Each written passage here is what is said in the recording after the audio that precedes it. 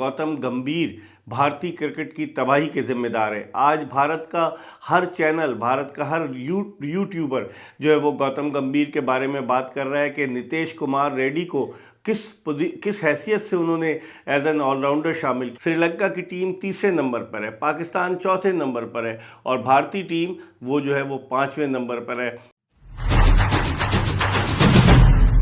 बिस्मिल्लाहिर्रहमानिर्रहीम, अस्सलामुअलैकुम। अपने YouTube चैनल MIB स्पोर्ट्स पर मैं हूं मिर्ज़ा इकबाल बेग।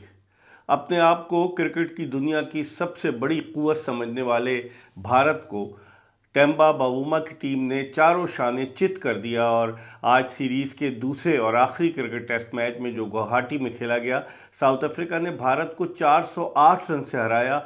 इतनी जिल्लत आमेज शिकस्त भारत को कभी भी नहीं हुई है और ये 408 रन टेस्ट क्रिकेट में भारत के रन्स के एतबार से सबसे बड़ी शिकस्त थी।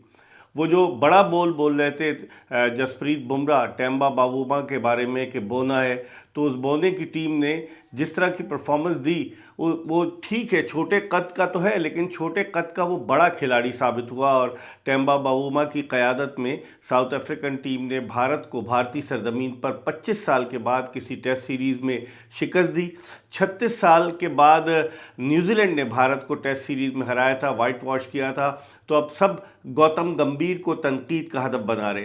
पूरा भारतीय मीडिया जो है वो गौतम गंभीर की पॉलिसियों पर तनकीद कर रहा है कि गंभीर ने जो है वो रविचंद्रन अश्विन, उसके अलावा विराट कोहली और रोहित शर्मा के रिटायरमेंट में बड़ा वाइटल रोल प्ले किया और उनका जो एक रवैया था, सख्त रवैया जिसे कहते हैं रिजिड टाइप की, उन्होंने अप्रोच इख्तियार की और उसकी वजह से पहले अश्विन रिटायर हुए और फिर उसके बाद कोहली और रोहित शर्मा ने भी रिटायरमेंट का ऐलान किया। तो अब ये दोनों सिर्फ वनडे क्रिकेट खेलेंगे, अब देखते हैं कि क्या होता है। लेकिन ये बात तो तय है कि गौतम गंभीर भारतीय क्रिकेट की तबाही के जिम्मेदार है। आज भारत का हर चैनल, भारत का हर यूट्यूबर जो है वो गौतम गंभीर के बारे में बात कर रहा है कि नीतीश कुमार रेड्डी को किस हैसियत से उन्होंने एज एन ऑलराउंडर शामिल किया। ना उनसे वो बॉलिंग कराते हैं, ना उन्हें बैटिंग आती है। नीतीश कुमार रेड्डी को एक उन्होंने सेंचुरी ऑस्ट्रेलिया में बना दी थी बस, उसके अलावा। और लोग कह रहे हैं कि न सिर्फ ये कि अश्विन, कोहली और रोहित शर्मा,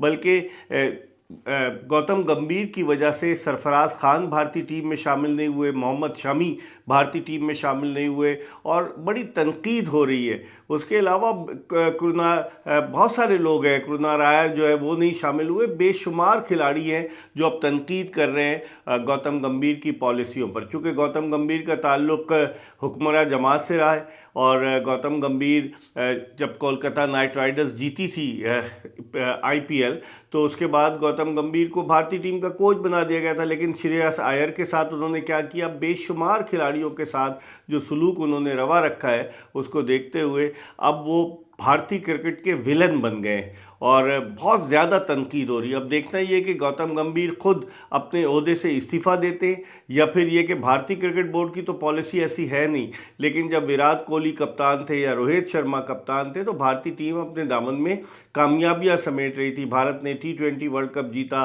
भारत ने चैंपियंस ट्रॉफी क्रिकेट टूर्नामेंट जीता।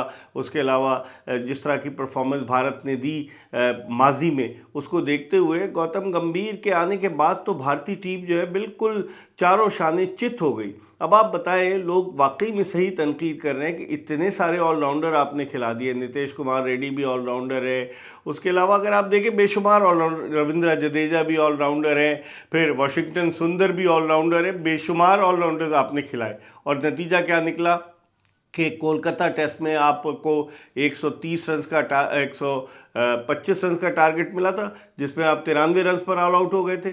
और यहाँ पर आपको जो टारगेट मिला वो तो इतना ज़्यादा था कि बस की बात ही नहीं थी भारतीय बैट्समैनों के कि वो इस टारगेट को अचीव करते। 408 रन से, यहाँ 559 रन का टारगेट मिला था, 408 रन से भारत को शिकस्त हुई। सेकेंड इनिंग्स में 140 रन बनाकर भारतीय टीम आउट हुई। गौतम गंभीर बड़े प्रेस कॉन्फ्रेंस में दावे किया करते थे कि हमारी टीम ऐसी है कि 2 दिन भी गुजार सकती है ड्रॉ के लिए, हमारी टीम ऐसी है कि बड़े से बड़ा टारगेट भी अचीव कर सकती है। कहाँ गए वो बुलंद बांग दावे? वो ऐसा लगता है कि गुब्बारे में सिर्फ हवा भरी हुई थी, वो हवा निकल गई। और गौतम गंभीर के अगर आप इस दौर पर नज़र डालें तो गौतम गंभीर इतनी अच्छी परफॉर्मेंस नहीं दे सके।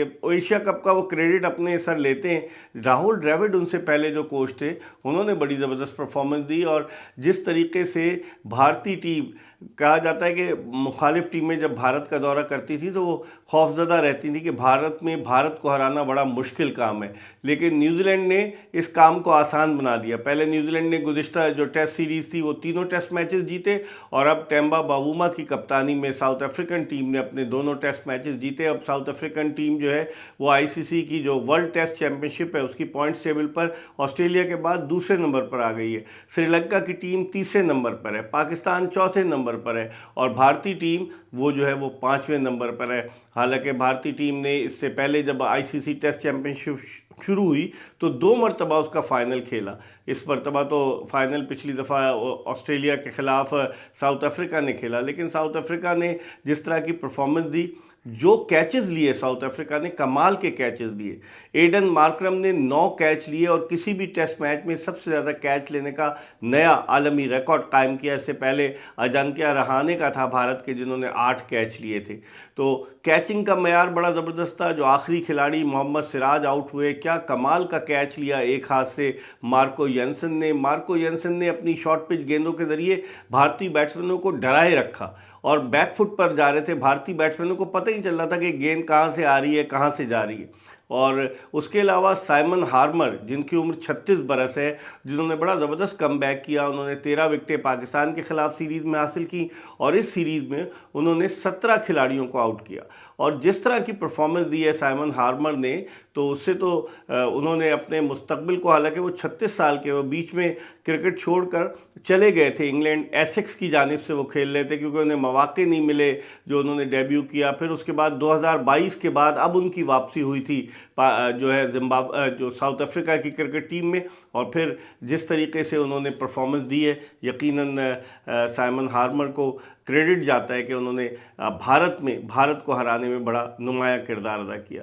अब क्या होगा, क्या भारतीय टीम जो है वो उसमें कुछ तब्दीलियां होंगी? टेस्ट मैचेस तो नहीं, अब 30 नवंबर से वनडे सीरीज़ शुरू हो रही है दोनों ममालिक के दरमियान, लेकिन गौतम गंभीर की ज़िद, उनकी अकड़ और उनका जो ज़िद्दीपन है वो भारतीय क्रिकेट को एक तबाही के दहाने पर ले आया। बाद भारतीय यूट्यूबर्स कह रहे थे कि उन्होंने भारतीय क्रिकेट को दफन करके रख दिया है। तो अब अगर इस तरह की हरकतें होंगी तो फिर भारतीय क्रिकेट कहाँ जाएगी, ये भी देखना होगा। लेकिन आज की शिकस्त जो है वो भारत के लिए बड़ी ज़िल्लत आमेज़ शिकस्त थी।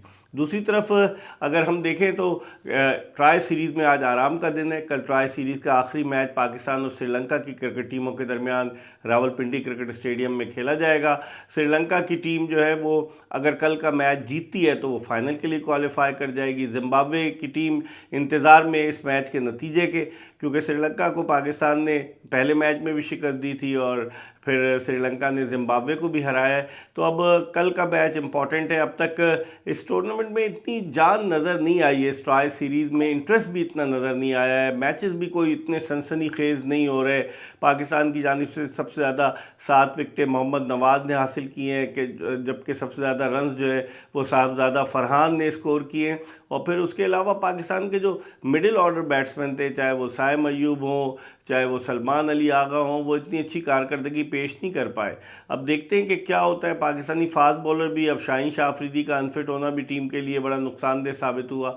लेकिन अगर ओवरऑल देखें तो पाकिस्तान की कारकर्दगी इतनी मुतासिर कुन नहीं रही है कि कहा जाए कि ये टीम जो है T20 वर्ल्ड कप में, जिसके ड्रॉज का ऐलान हुआ, जिसके ग्रुप ए में पाकिस्तान भारत के हमरा है, नमीबिया भी है उस ग्रुप में, और उस ग्रुप में USA भी है, तो अगर देखा जाए नेदरलैंड भी है उस ग्रुप में, अगर देखा जाए तो पाकिस्तान के लिए एक बड़ा चैलेंजिंग टास्क होगा T20 वर्ल्ड कप में।